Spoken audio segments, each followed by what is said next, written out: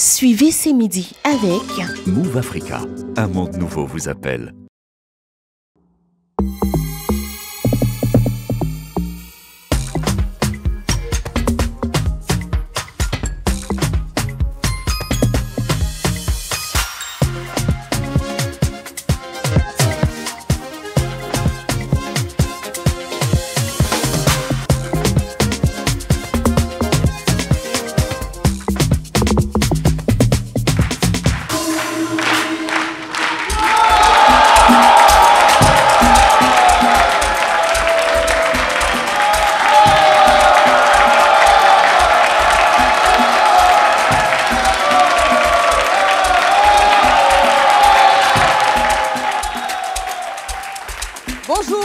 Chez vous, merci de nous rejoindre sur RTI 1, merci d'être toujours fidèles au rendez-vous de ces midis.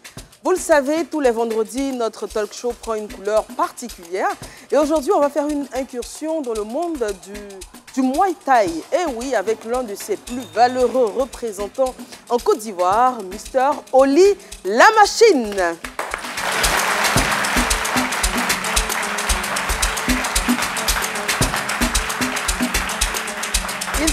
Il sera là sur ce plateau pour parler de son sport, sa passion, son combat, et c'est le cas de le dire. Il était très en jambes tout à l'heure. Docteur Philo, bonjour. Bonjour Eva et bonjour à ce merveilleux public et ça fait plaisir. Et vous savez, on reçoit quelqu'un pour moi, quelqu'un qui est très symbolique pour moi parce que Oli La Machine m'a inspiré. Il m'a inspiré à créer le Bori Thai. Le Bori Thai. C'est quoi? Bon, c'est un peu comme eux font le Muay Thai. Moi, je fais Bori Thai. Ça veut dire tu combats et quand ça ne va pas, tu fuis. Voilà, donc et ça marche? Voilà, et ça marche? Oui, ça marche, mais il y a un peu, vous voyez, on peut faire un peu de démonstration, vous voyez un peu, et tu, vous voyez, ouais.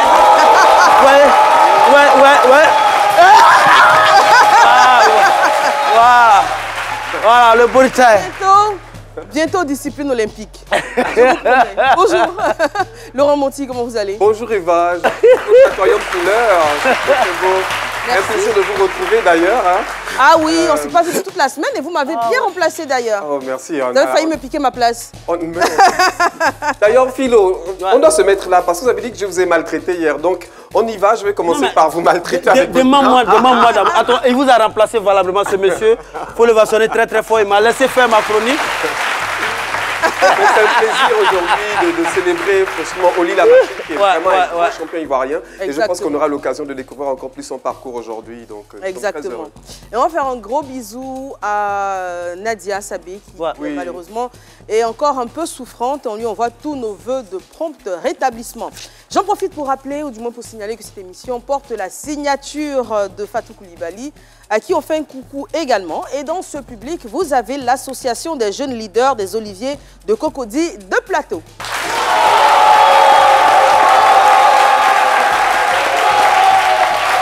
Alors, ce sont des jeunes très dynamiques à qui on dit merci. D'ailleurs, merci au président, M. Kwaku Kwa Jean-Claude. Et les jeunes leaders auront leur bilan général après 2 années d'activité suivies d'une assemblée générale dans le mois de mai 2024. C'est bien ça? C'est parfait. Donc on est au remerciement. Je dis également merci à Didi Morphée qui aujourd'hui signe la tenue que je porte et que monsieur Laurent Monti a tant aimé. Merci beaucoup. Alors, on va l'accueillir. Je vous l'ai dit, c'est un champion.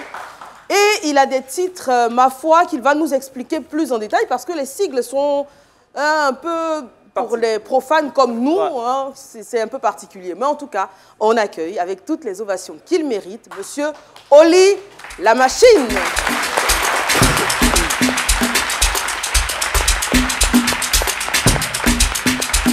Aïe. Bonjour Oli, comment tu vas?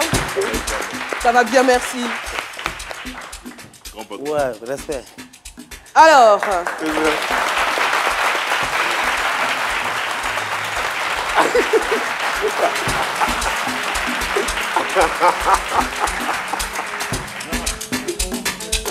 Oli La Machine, bonjour. Bonjour Eva. Merci d'être présent sur ce plateau. Merci à vous de m'avoir invité. C'est un plaisir, un véritable plaisir. On espère que les Ivoiriens te découvriront mieux, te connaîtront mieux et surtout ce que tu fais. Là, tu nous reviens de Bulgarie. De Bulgarie. Varna. Exactement, on va en parler un peu plus en détail dans quelques instants, juste après cet élément qui est signé Adji Raymond. Dans le panthéon des champions de la Côte d'Ivoire sportive, Oli Yves Roland, surnommé à juste titre Oli la Machine, demeure incontestablement dans la catégorie arts martiaux. Compétiteur redouté, son palmarès fait pâlir. 12 combats en professionnel pour 9 victoires, dont 8 par KO et 3 défaites. Un aperçu des titres glanés par Oli la Machine. 2017, il est sacré champion d'Afrique de l'Ouest lors de la Fight Night à Lomé au Togo. Lors des championnats du monde de judo de septembre 2017, le Français Teddy Riner se hisse pour la 9e fois au sommet du judo mondial. 2 ans plus tard, en 2019, l'Ivoirien monte sur le toit du monde en décrochant la ceinture de champion du monde WPKF Pro. Autre événement sportif d'envergure en 2019, la Coupe du monde de football féminin en France, remportée par les États-Unis. En 2021, il devient champion d'Afrique de Muay Thai WBC. La même année, au terme des 70e championnats du monde de lutte associée qui se déroule à Oslo en Norvège, l'Iran repart avec le plus grand nombre de médailles, 13 au total, dont 7 en or. Émission culte de célébration des valeurs nationales et africaines, c'est midi fait ce vendredi la fête à Oli la Machine, dans un show comme Eva Mani et ses chroniqueurs savent vous servir.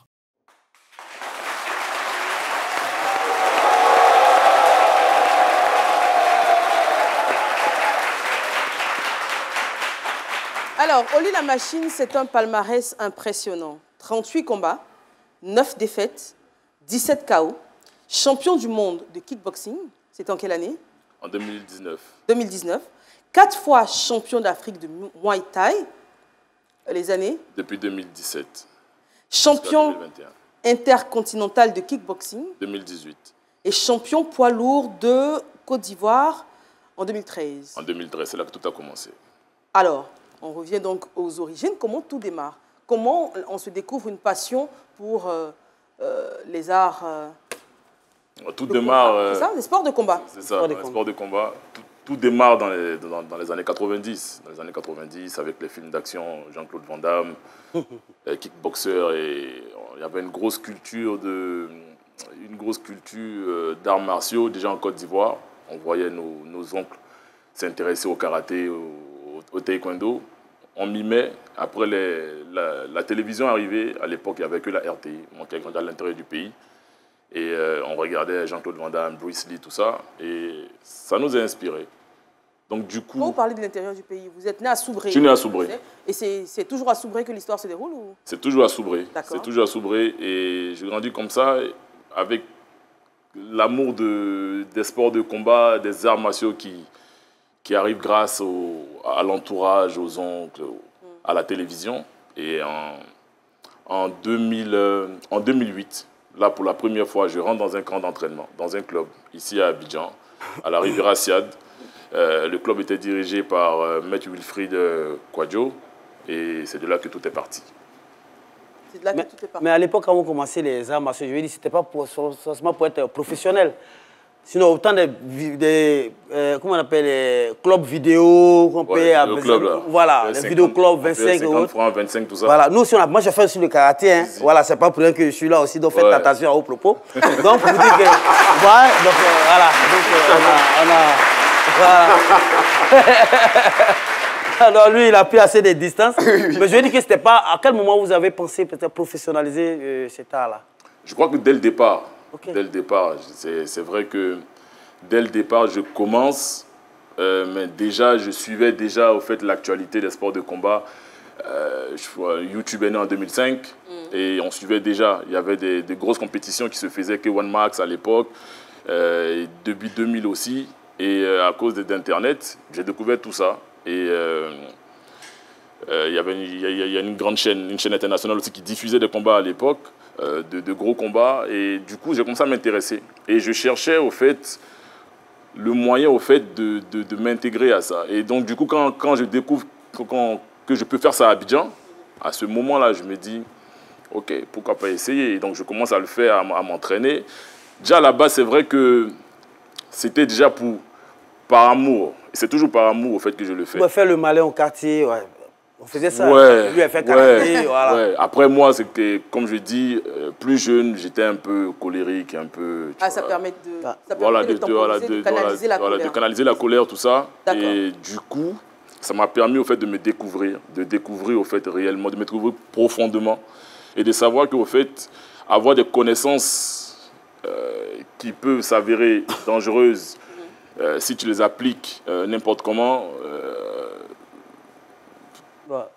peut te permettre... Voilà, ça peut faire très mal. Donc, du coup, je me suis dit, voilà, je m'adonne à ça et ça m'a changé depuis. On y reviendra, hein. On va s'arrêter sur un mot. Découverte, vous avez découvert énormément de choses. Docteur Philo a également découvert des choses dans votre intimité, vous le savez. Ouais. Il a des passe-partout, il s'invite partout, dans vos chambres, dans vos cuisines, dans vos salons, dans vos bureaux. Et il arrive à subtiliser des objets personnels. Ouais. C'est cette rubrique pièce à conviction. C'est ça.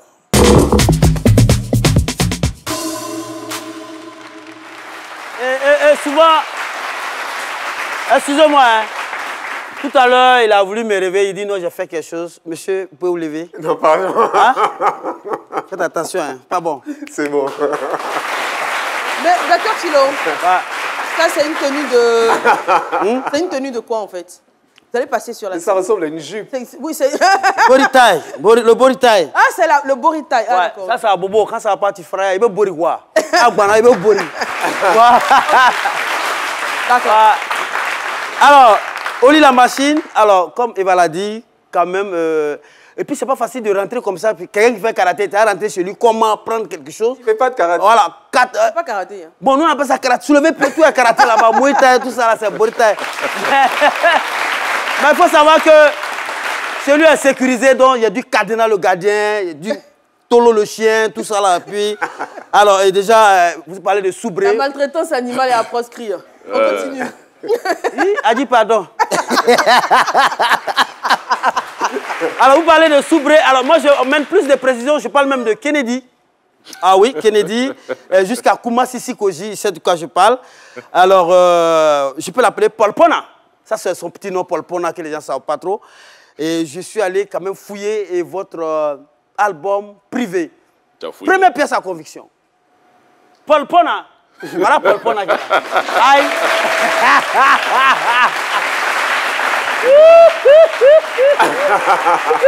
Les gars. Et Oli la machine. Alors, voilà Paul Pona. C'est les renseignements généraux, lui. Ouais, Paul Pona. Alors là, je pense que c'est un peu moins d'un an. Hein. Ouais, c'est un enfant qui a pas encore un an. Non, ça c'est 7 mois, 2 semaines.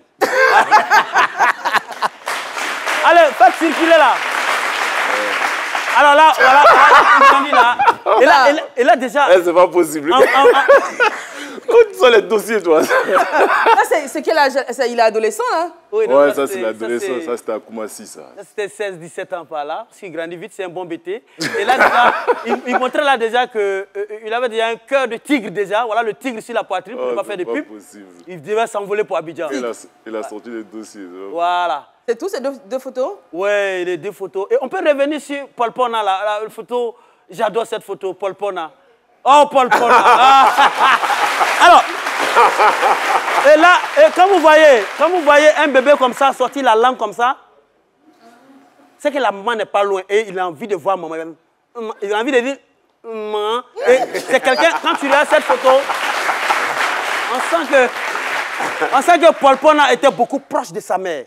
Il était beaucoup proche de maman. Énormément. Quand maman bouge un peu. On sent dans le regard. Et déjà, elle vous a offert beaucoup de choses. Elle vous a donné beaucoup de choses. Énormément. Beaucoup de cadeaux. Mais il y a un encore plus symbolique. Ramenez-moi la 2e pièce à conviction, s'il vous plaît, mesdames et messieurs. Au plaisir. Oh là là. Ça. Monsieur, vous pouvez repartir. Ça, c'est... Comment on appelle ça même? C'est une cape? Une cape. Le mec, ou ça a un autre nom. C'est quelque chose, et toi, tu fais comment? Non, mais écoutez, ça, c'est la pièce à conviction. Alors, ça, c'est maman qui lui a offert ça. D'accord. Voilà, maman lui a offert ça. Et donc, c'est très symbolique.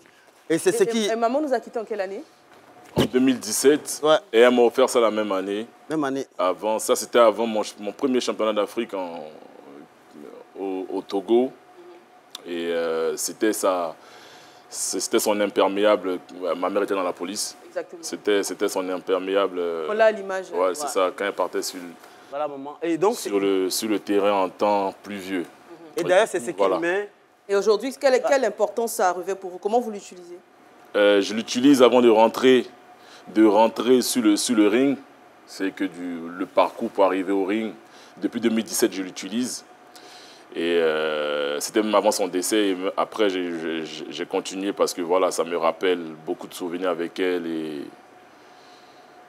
Ouais. Ouais, c'est bon. Ouais. On va le conserver précieusement. Hein, parce que c'est vraiment une valeur sentimentale. Donc, malgré toutes ces années, attention. Et ça sent bon. Alors,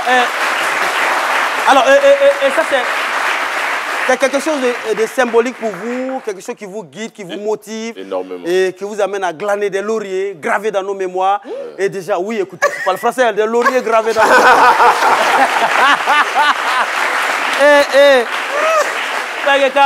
Matin, comédie là, on se lève comme ça. On s'assied derrière l'ordinateur, il fait des recherches. Demande à Eva, tout le monde sait ça. Ah, comédie là, si tu ne connais pas papier, tu ne peux pas faire. Alors, je peux dire grâce à comment vous appelez ça même une cape. La cape. Cette cape-là, ouais. Alors vraiment, il a remporté beaucoup de choses. Et déjà, parmi nos pièces à conviction, la toute première ceinture, en combat professionnel. 2018, champion d'Afrique au Cameroun. 3e pièce à conviction, s'il vous plaît. Si ce n'est pas la ceinture, dites que ce n'est pas ça. Oh. Voilà la ceinture. Lui, il est rentré chez moi à quelle heure, lui? Ah ben oui. Ah ben, qu'est-ce que vous croyez? Nous avons Tenaï les gardiens et... il ne savait même pas où il l'a mis. Alors, vous pouvez nous décrire la ceinture? Qu'est-ce qu'elle représente? En fait, elle représente mon premier sacre en tant que champion international. Cameroun. Voilà, c'était au Cameroun, c'était au Cameroun et c'était en 2018 pendant un tournoi où j'ai représenté la Côte d'Ivoire. Et pour moi, j'avais déjà fait des compétitions auparavant. J'avais déjà eu la première médaille de bronze pour la Côte d'Ivoire en 2015 en Thaïlande. Mais là, au fait, c'était la première fois que je devenais champion au plan international. Ouais. Et voilà, je peux dire que ça m'a donné encore, ça m'a donné plus de niaque, ça m'a donné l'envie d'aller en chercher d'autres, au fait. Ouais. D'aller en chercher d'autres. Comme tout bon journaliste, quand on finit, il y a une conclusion. Alors, il va manier tout le public et les téléspectateurs. Voilà, ainsi libeller les différentes péripéties qui ont miné cette rubrique intitulée La pièce à conviction. Vendredi. Mais dis donc. Mais vous m'impressionnez, Dr Philo. Mais dis donc. Il s'est passé des choses pendant votre absence. Il y a une émulation là. Et ça fait plaisir. Alors, vous l'avez dit, cette ceinture vous a motivé à en chercher d'autres, à en avoir d'autres. On a évoqué ici votre palmarès. On a dit champion du monde de kickboxing. 4 fois champion d'Afrique de Muay Thai, champion intercontinental de kickboxing et champion poids lourd de Côte d'Ivoire en 2013. Comment vous vous préparez? Comment vous vous entraînez? Quels sont les moyens que vous mobilisez pour atteindre vos objectifs? Écoutez, dès le départ, ce n'était pas évident à l'époque de cette ceinture ou de ma première médaille mondiale en Thaïlande ou même à l'époque de mon sacre de champion de Côte d'Ivoire. Ce n'était pas évident. C'était pas évident. Il faut dire que ce sport-là, il n'est pas jeune, il est là depuis les années 90 ici. Mais voilà, en termes d'expérience, l'écosystème est encore à développer. Et nous, on est arrivé à une époque, 2008, j'ai passé 4 ans d'entraînement avec mon entraîneur, Maître Wilfried, qui lui-même venait d'un autre art martial, d'un autre art martial et qui a eu l'amour pour le Muay Thai. Donc du coup, voilà, on a toujours fait les choses de manière... On a beaucoup mimé, on a beaucoup appris sur le terrain parce que déjà l'expertise n'était pas là à proprement dit. Mais voilà, grâce à Dieu, à force d'expérience sur le terrain, et comme on dit, c'est le terrain qui dicte la marche à suivre. À force d'expérience sur le terrain, on a appris des choses, on a appris beaucoup plus. Avec les déplacements avec l'équipe nationale de Muay Thai, déjà en 2014 en Malaisie pour mon premier championnat du monde. 2015 aussi. Tout ça, on a appris auprès de l'équipe nationale. On a appris. Justement, il y a une fédération? Il y a une fédération. Je pense qu'aujourd'hui, depuis 2021, il y a un petit problème au sein de la fédération. Alors, comment vous êtes accompagné, justement? Qui mobilise les moyens? Parce qu'on entend beaucoup de choses, on lit beaucoup de choses, notamment que vous le faites vous-même, que vous mobilisez vos sponsors comme vous pouvez, que vous mettez beaucoup de votre poche dans votre art, de votre sport. C'est quoi la vérité? La vérité, c'est un peu de tout. Comme j'ai dit, en 2014, j'ai la chance d'être avec l'équipe nationale. À cette époque-là, c'est l'équipe nationale qui trouve les moyens de nous envoyer en compétition internationale par l'entremise du président et du vice-président, M. Ati Bella à l'époque, de la FIMDA et de son vice-président, M. Olivier Angoua. Ils ont fait beaucoup de choses pour le Muay Thai. Donc déjà, eux, à l'époque, ils donnent tout ça. Ils donnent d'eux-mêmes, ils donnent de leur personne pour que les choses se fassent. Et du coup, après 2015, on rentre. Et à ce moment-là, je crée ma propre association. Et là, je commence à prendre les devants dans les choses, moi-même. Je commence à me battre, à chercher les voies et moyens pour faire cela. Je crée ma première équipe, comme je l'ai dit. En 2015, déjà, j'ai créé ma première salle de sport dans mon garage, avec l'autorisation de ma mère, bien sûr. D'accord. L'année qui suit, je commence à travailler dans le milieu du sport en tant qu'entraîneur personnel. Donc du coup, au fait, les ressources financières que j'arrive à mobiliser et les contacts que je me fais au travers de mon métier, je les mets à profit pour mon association et en même temps pour moi-même. Et c'est comme ça que tout est parti. Alors quand vous gagnez des titres, comme ceux qu'on a évoqués, est-ce que vous avez, bien évidemment, vous avez des ceintures? Est-ce que c'est accompagné d'espèces sonnantes et trébuchantes? Ouais. D'accord. Ouais, c'est accompagné de chèques. C'est accompagné de chèques, mais c'est pas au niveau des Ngannou. C'est pas des 20 millions. C'est pas des 20 millions de dollars. Ah ouais. C'est pas 10 milliards. Et au fait, à ce moment-là, il faut être malin. Il faut être malin parce que il faut savoir gérer, il faut savoir investir, placer ses billes. C'est très important. C'est à ce moment-là que tu te dis, ok, tu fais de la compétition, tu gagnes 1-2 millions. Qu'est-ce que tu fais avec? Parce que tu veux rester dans la durée. Tu veux aider les autres en même temps aussi à se développer. Donc tu fais quoi? Le truc, c'est de savoir placer ses billes. Et à ce moment-là, voilà, moi, j'investis surtout dans la formation, dans le matériel, pour que, au fait, mon équipe et moi, on puisse avoir les moyens, au fait, de pouvoir grandir. De former en même temps mes élèves qui veulent devenir entraîneurs, pour qu'eux puissent me suppléer, pour que je puisse aider tout le groupe. Parce que seul, je ne peux pas y arriver. Donc, du coup, en fait, cette politique a été mise en place avec les moyens qu'on gagnait. Et voilà. Laurent Monti. Alors, moi, j'ai une question et un scoop. Ouais. La question est très simple. Il y a souvent une confusion entre Muay Thai et kickboxing pour nous, les néophytes. Ouais. Est-ce que c'est la même chose? C'est quoi la différence? Entre quoi? Boxe Thai et Muay Thai? Muay Thai et kickboxing. Muay Thai et kickboxing. C'est la même chose ou pas? C'est pas la même chose. La boxe Thai, le Muay Thai, c'est la boxe Thai. La boxe Thai, c'est la boxe du peuple thaïlandais. Le kickboxing, en fait, c'est le Japon qui l'a créé. Le Japon qui l'a créé. Il est similaire au Muay Thai. Et ce qui fait la différence, c'est quoi? C'est la durée du combat? La différence, c'est pas la durée du combat. C'est surtout sur la technique. C'est surtout sur la technique. Il n'y a pas de coup de coude au kickboxing. Il n'y a pas de corps à corps, de phase de lutte au kickboxing. Au Muay Thai, ici, il y a les coups de coude et il y a les phases de lutte au Muay Thai. Voici la différence entre les deux. Et vous pratiquez les deux? Et je pratique les deux, parce que les deux sont pratiquement similaires. Alors, le scoop, Eva, c'est qu'on a failli ne pas vous connaître sous le nom de Oli la Machine. Si je vous dis Ivan Drago, dites tout. Ah, les gars, vous cherchez des trucs. Il a failli s'appeler Ivan Drago, en fait. Ivan Drago? Oui. Ivan Drago. Dragou? Ivan Drago, je sais pas, tu as regardé Rocky? Non. À l'époque, ouais, après, ouais, c'est vrai que elle... Ah non, je suis pas si jeune que ça, hein. Ouais, du coup, c'est juste que c'est pas... ouais, mais ce que je veux dire, c'est que... Après, oui, c'est juste que c'est pas vraiment... Les femmes ne s'intéressent pas trop aux films d'action. Voilà, non, du tout. J'aime les films. Mais il y avait, je sais pas, c'était Rocky combien? Rocky 1 ou Rocky 2. Je pense que ça doit être Rocky 2, où il affronte un Russe.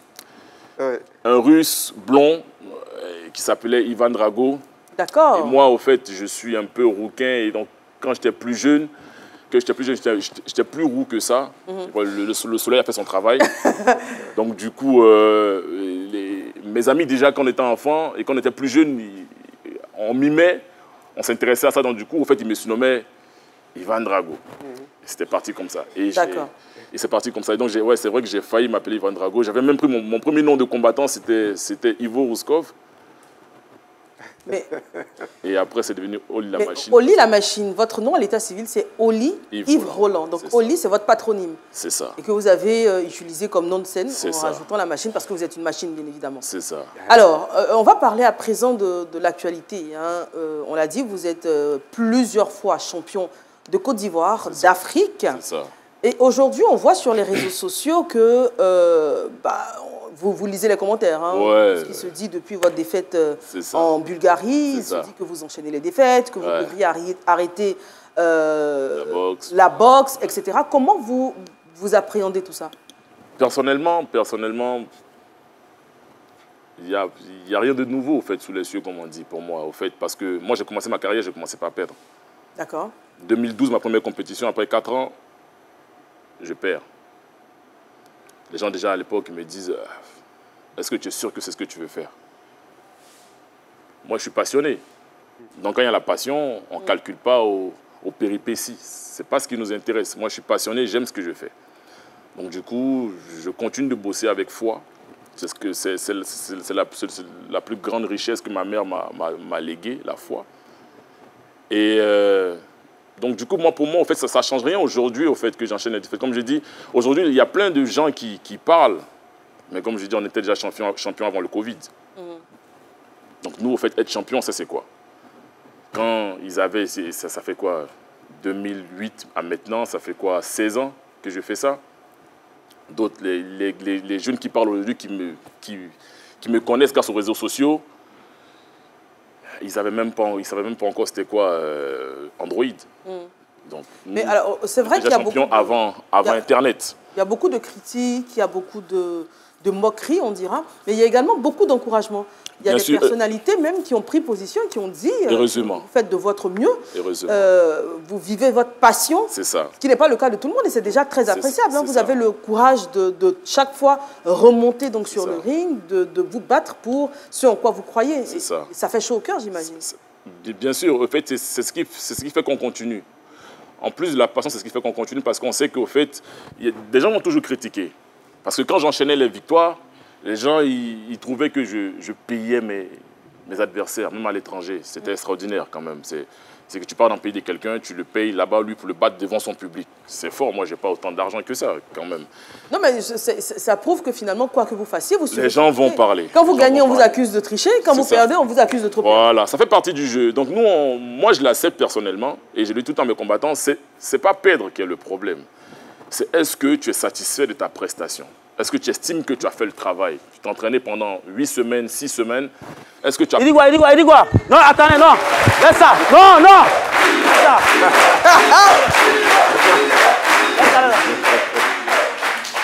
Vas-y. Non. Au fait, excuse-moi. Hein. Ça va mieux? Non, laisse rien. Il est sérieux? Qu'est-ce qu'il y a?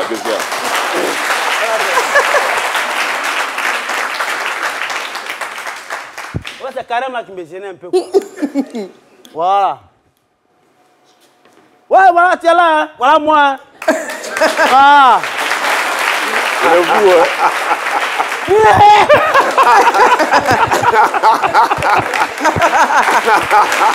Laisse ça, on laisse ça. Tu prends des risques. On laisse ça. C'est pas faire des missions. Non, mais il a très bien d'amusement. S'il vous plaît, là, vous pouvez aller à la pub. On va faire ça ici. Pardon.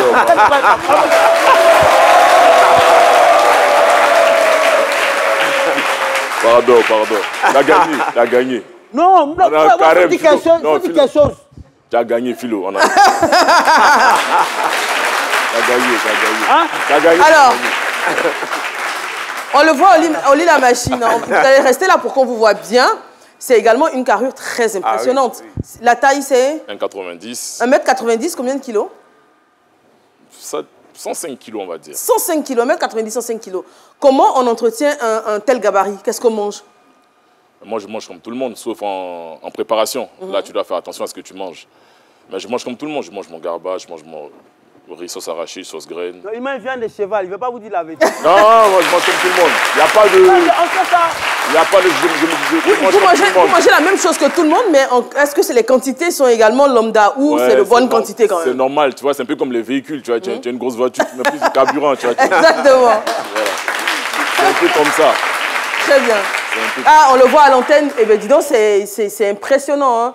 C'est donc du cardio, c'est de la muscu, C'est de la muscu, c'est du cardio, c'est de la muscu. Et le cardio, il est divers et varié. La muscu, c'est pareil.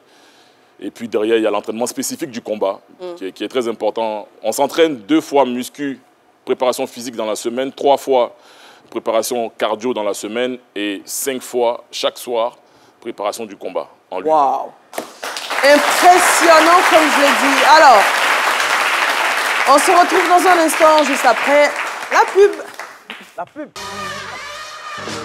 De toi sortiront des guerriers, une élite du Dieu vivant, établie par sa balance pour un avenir ensoleillé. J'aime le réseau qui nous réunit. J'aime la fibre de Move Africa. Move Africa, un monde nouveau vous appelle. Tempo. Votre incontournable émission musicale sur RTI1 fait son grand retour. Des artistes émergents aux icônes de la musique.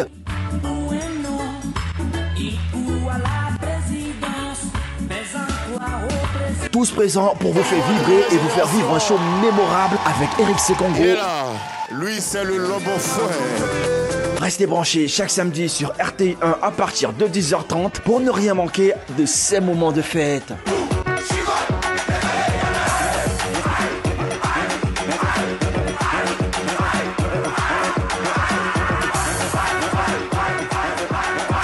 Tempo, la grande fête de la musique sur RTI1.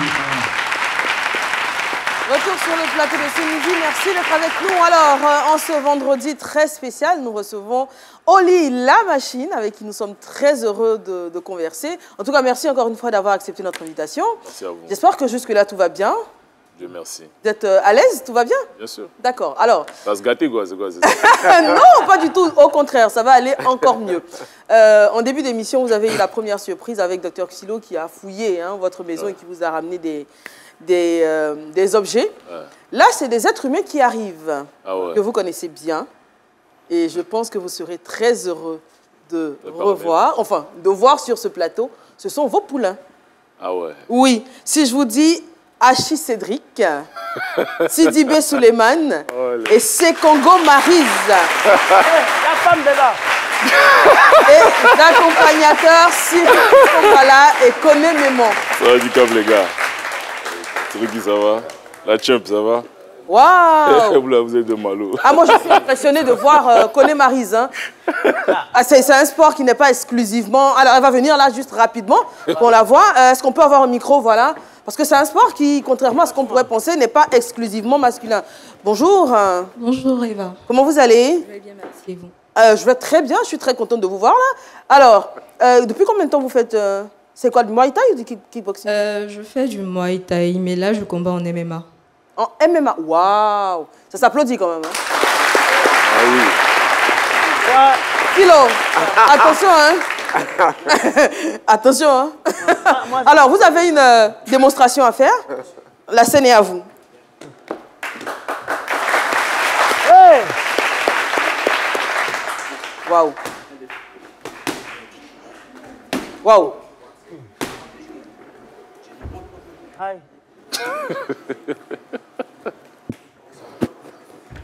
Wow! Wow. Wow!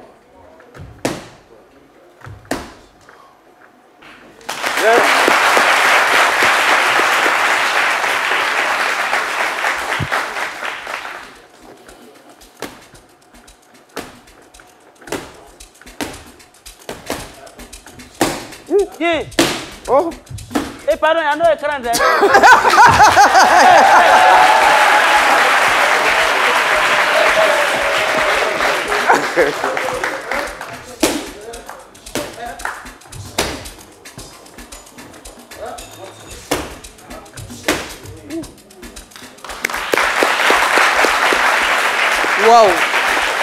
Waouh, waouh, waouh. Alors, on va vous quand même...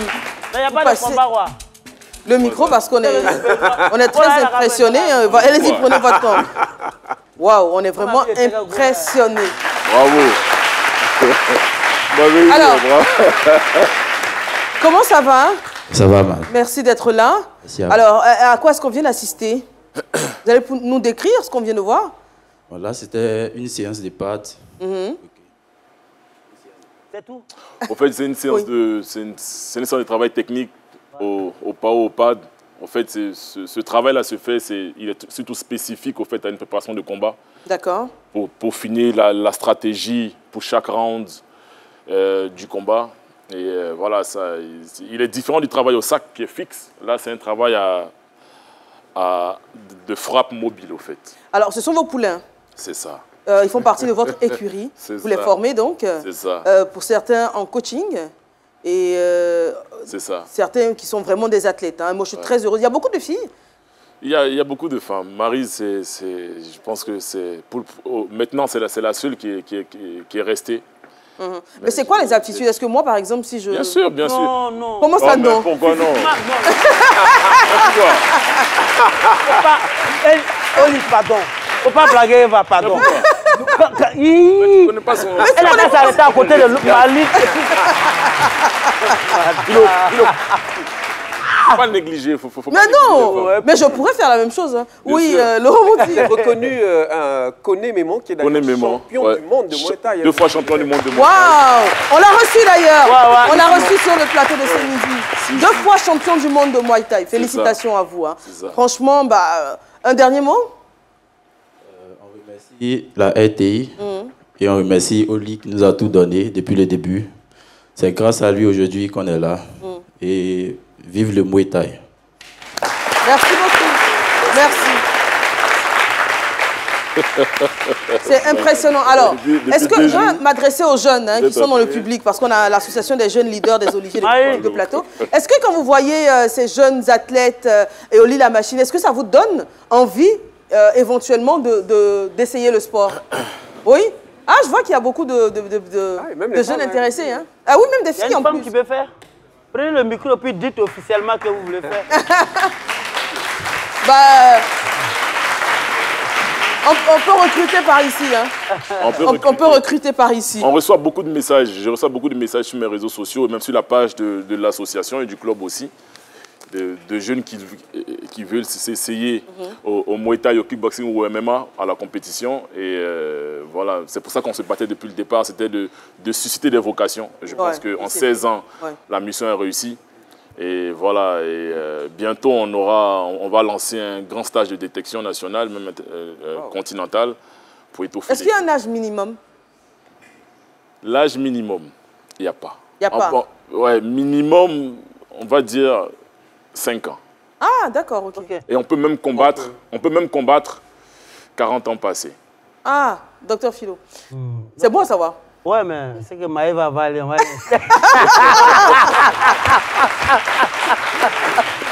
Monti, oui. On est à vous. Ça y est? D'accord. Oui, on est à vous. Jingle.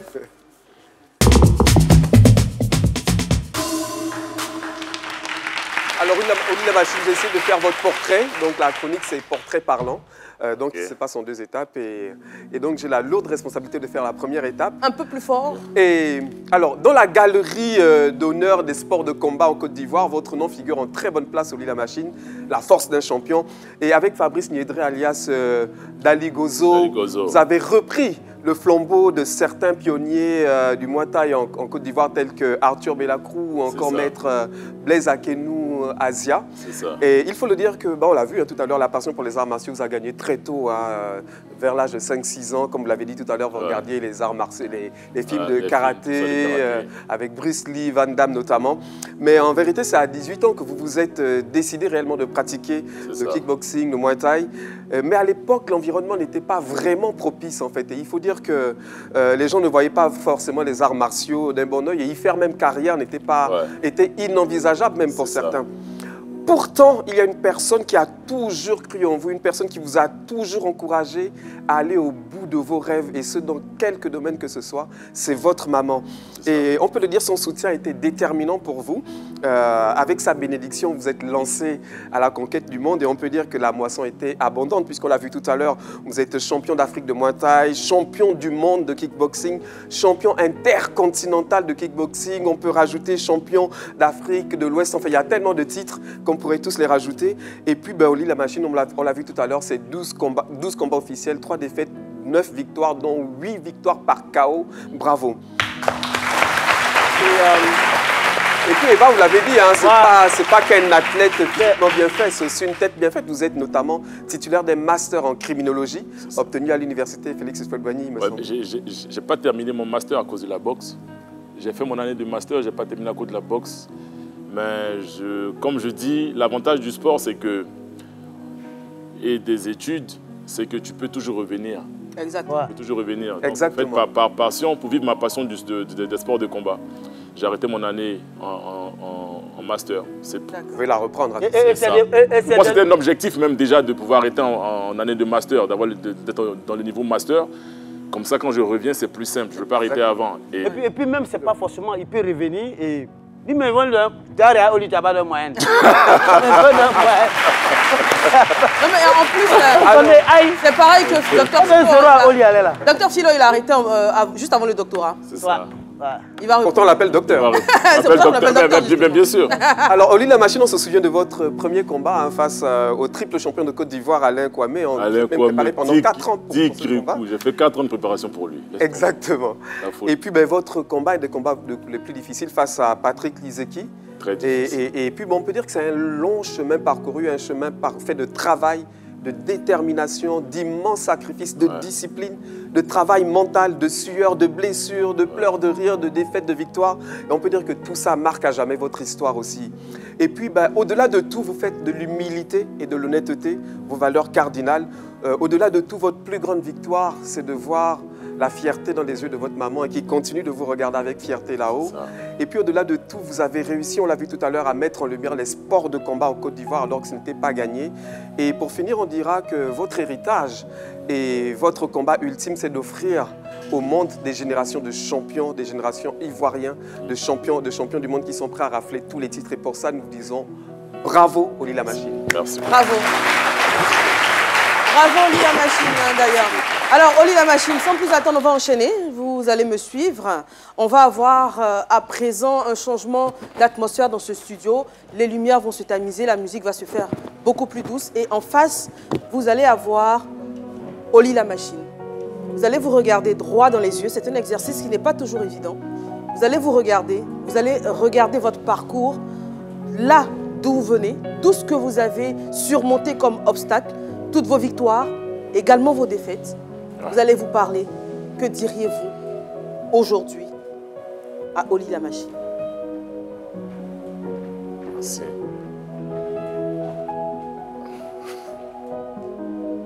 Moi, je ne suis pas un grand parleur, c'est ça le problème. On va baisser un peu plus la musique et tamiser la lumière.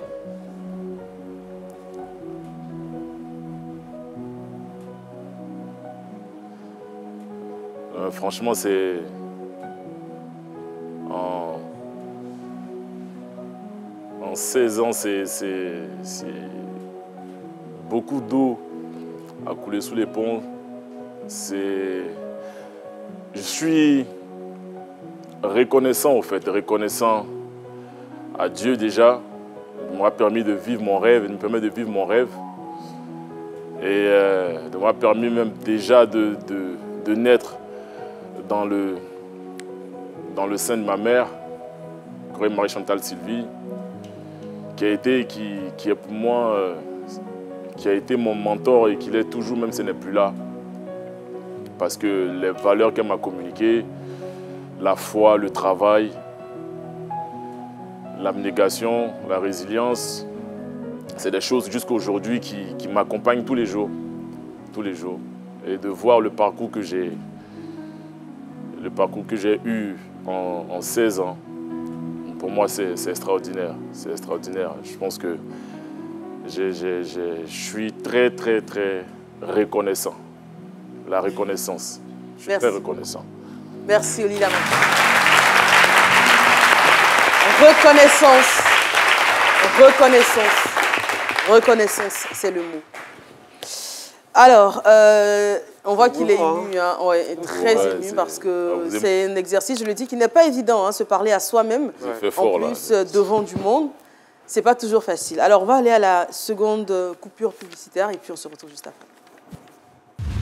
Après la SIM, la micro-SIM, la nano-SIM, entrez dans le futur avec la nouvelle technologie eSIM de Move Africa. l'eSIM Move Africa est disponible sur des smartphones iOS, des terminaux Android ou des tablettes. Vérifiez la compatibilité de votre smartphone dans vos paramètres et rendez-vous à l'agence Move Africa la plus proche. Ou tapez étoile dièse 06 dièse. Une fois que l'ID apparaît, il vous confirme la compatibilité de votre téléphone. Move Africa.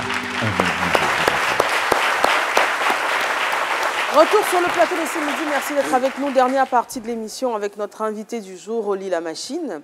Alors, pendant le portrait parlant, Laurent Monti a évoqué un nom, un coach qui a été votre premier formateur, Arthur Bellacrou. Aujourd'hui, quelles sont vos relations? Petit rectificatif. Monsieur Arthur Bella est le président de la Fédé. Mon premier coach, je l'ai dit, Maître Wilfried Kouadio. Oui, c'est ça. Il est ancien champion de Muay Thai, 1983 à 1984 en France, et précurseur d'ailleurs de la discipline en coach. C'est ça. Quelles sont vos relations? Comme on l'appelait à l'époque, jusqu'à aujourd'hui, c'est le boss. C'est grâce à lui que la boxe est arrivée ici. Et vos rapports personnels? Nos rapports personnels, c'est un rapport de président de Fédé à athlète. Et moi, je respecte beaucoup le monsieur pour son parcours. Déjà parce que je pense que Dieu l'a utilisé pour que la machine existe. Parce qu'il n'y aurait pas eu M. Arthur Bella, je pense qu'il n'y aurait pas eu Muay Thai en Côte d'Ivoire. Vous avez été très proche. À un moment, vos rapports se sont distendus. C'est ça. Mais je pense que c'est la vie des hommes. Et aujourd'hui, il a un message. Il a un message. Vous faites fort, là. Vous faites très fort, là. Oui, c'est un garçon que j'apprécie. Je l'ai rencontré quand, au siège, le siège de la fédération était à Toban. Et il s'entraînait à la SIAD avec quelqu'un qui s'appelait Wilfried, qui c'était son maître, je crois, et qu'on a fait tous venir au siège de la fédération. Et je les ai tous entraînés ensemble. Je les entraînais tous les dimanches au siège de la fédération. C'est pour ça que je connais Oli. Après, il avait un bon potentiel. Alors, on l'a retenu dans l'équipe de Côte d'Ivoire en tant que poids lourd et on a fait des voyages avec lui à l'étranger en Muay Thai amateur. C'est un garçon qui a du potentiel. Je suis fier de lui parce que pour monter sur le ring, ce qu'il fait déjà, c'est bon. Parce que ce n'est pas tout le monde qui monte sur le ring. Pour être un champion, il faut passer par des échecs aussi. Donc on peut perdre, on peut gagner. C'est ça, c'est pour ça qu'on dit c'est le game, c'est le jeu. Moi, je l'encourage dans sa carrière et on l'a avec lui. Sa maison, il est ici. Ici, je l'ai préparé dans cette salle. Oli, en tout cas, bon courage. Tu es comme un fils pour moi. C'est ta maison. Ici, c'est ta maison. Je suis à ta disposition. Donc, il faut que tu sois fort. C'est le parcours d'un combattant. Moi-même, j'ai perdu des combats aussi. Voilà. Bon, maintenant, c'est la manière de perdre et avoir la capacité de remonter la pente.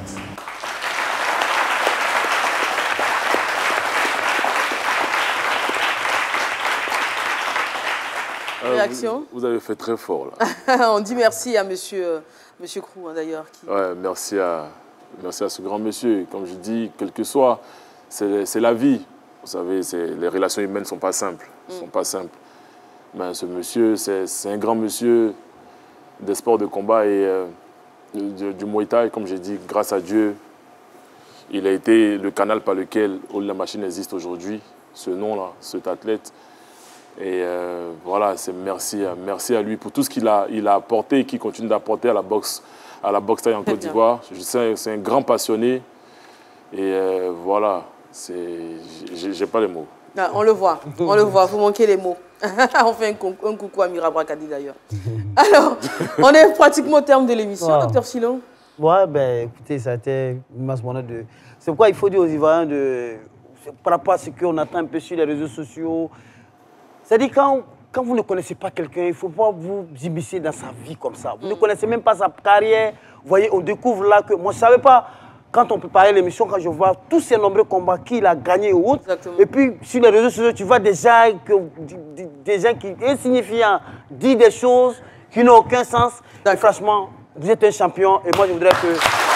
Tout le monde, tout le monde. Tout le monde. Tout le monde. Champion. Alors, champion. Merci. On ne dirait pas, pas mieux, hein, ça va nous servir de conclusion. En tout cas, mettez du respect sur son nom, parce que c'est un grand combattant et ce n'est pas votre camarade. Oli la machine, dernier mot. Merci à toute l'équipe de ce midi. Je pense que la première fois que j'ai fait un plateau télé, c'était ici, en 2018, après mon titre de champion d'Afrique. Et là, je suis là des années après, en 2024, 6 ans après. Merci à vous, merci à M. Joseph Anjou, merci Eva, merci à toute l'équipe, Dr Philo. Merci beaucoup, Oli la machine. Merci encore une fois à l'association des jeunes leaders des Oliviers de Cocody de Plateau. Merci à Didi Morphée, Créa, pour la tenue du jour. Merci encore, surtout à vous, téléspectateurs, pour votre formidable et vénérable attention, je dirais. Merci à tous. Restez bien connectés sur les antennes de RTI 1 pour ce week-end. On se retrouve lundi. À lundi.